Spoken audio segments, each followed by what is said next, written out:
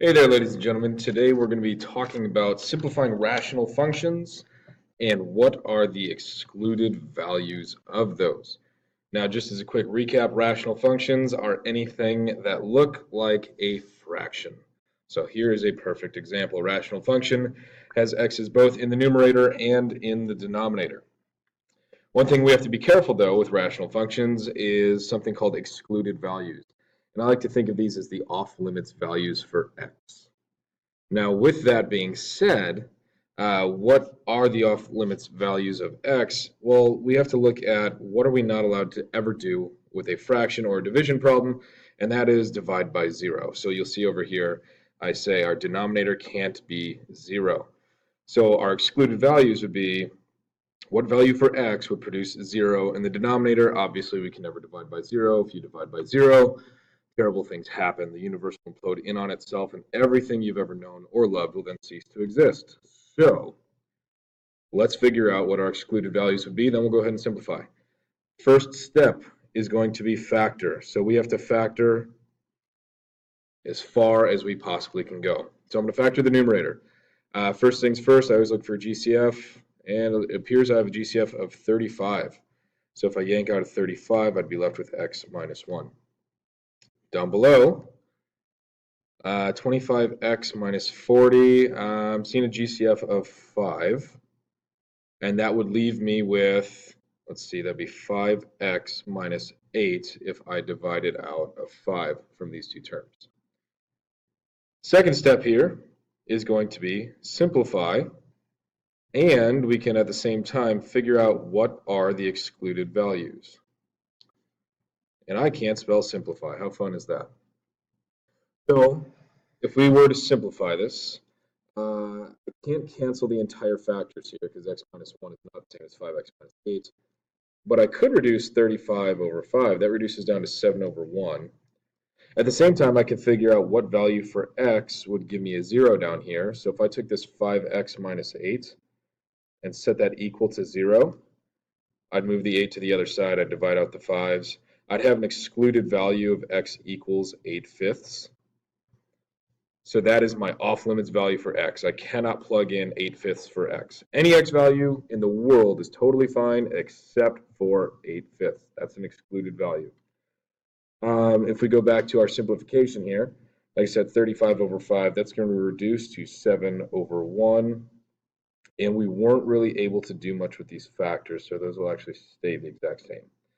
When we're factoring here, you have to make sure that you're canceling an entire factor, not just an individual term. So it has to be an entire factor, not just a term. All right, let's see another one that's slightly more challenging, but not too terribly. We're going to have 2x squared plus 10x over 3a squared plus 15x. And why did I automatically switch to a's? That is bizarre. 3x squared. There we go. All right, first thing, let's factor up top. I'm seeing a GCF of 2 between a 2 and a 10, and I can get rid of an x from each. So that would give me 2x as my GCF on the outside, resulting in 1x, or just x, plus 5. And down below, I've got a GCF of 3, because 3 goes into both 3 and 15, and I can take an x away from each, so 3x. And sweet, I'm left with x plus 5, so some foreshadowing here. I can already sense some cancellations. My excluded values. Anything that would make the denominator turn to a 0. Well, I'm noticing here I've got a factor of 3x, and then here I've got a factor of x plus 5. So x is showing up 2 times. That means I'm going to have 2 excluded values. So my off-limits values for x are going to be 0 and negative 5 if I were to solve each one of those.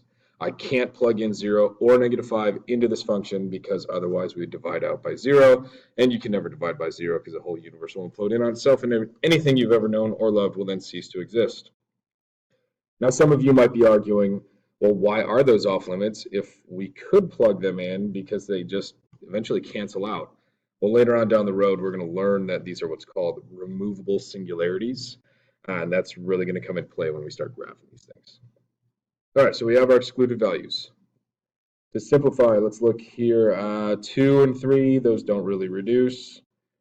So I'm just left with 2 over 3. X over x, these are freestanding x's. There's technically a multiplication dot between these here, so I am legally allowed to cancel the x's, so those are gone. X plus 5 is an entire factor, can cancel out with this x plus 5 is an entire factor down below. So it looks like this whole thing actually just reduces to 2/3. Cool. All right, last and final one. Arguably the most challenging, but we'll let you be the judge. We have negative x squared plus 16x minus 63 all over x squared minus 2x minus 35. All right, just like before, let's factor out. Right here, I'm noticing a negative on my x squared. Really not a fan of that, so I'm automatically going to take out a GCF of a -1. And all that does is it flips the signs on everything in the numerator. So anything that was positive turns negative, negatives turn positive. Okay, so that wasn't really an exciting factorization. Let's see. I want to factor the numerator here. Two numbers that multiply to be a 63 but add up to a -16. This is positive, which means both numbers that I'm looking for are either both positive or both negative. Since this is a negative, that tells me that it's going to be an x minus something and an x minus something. Two numbers that multiply to 63 add up to -16. Those would be 9 and 7. Down below, I need two numbers that would multiply to be a -35 but add up to a -2. Well, that would give me a -7 and a +5. So now my excluded values, off limits values for x, things I can never plug in for x, because if I did, I'd have a 0 in the denominator, and I can't divide by 0, because if you ever divide by 0, the whole universe will implode in on itself, and everything you've ever known or loved will then cease to exist. The off limits values for x would be 7 and -5. So those cannot be used as x values. Then if we go to simplify here, x minus 9, there's no x minus 9s down here, x minus 7 can cancel.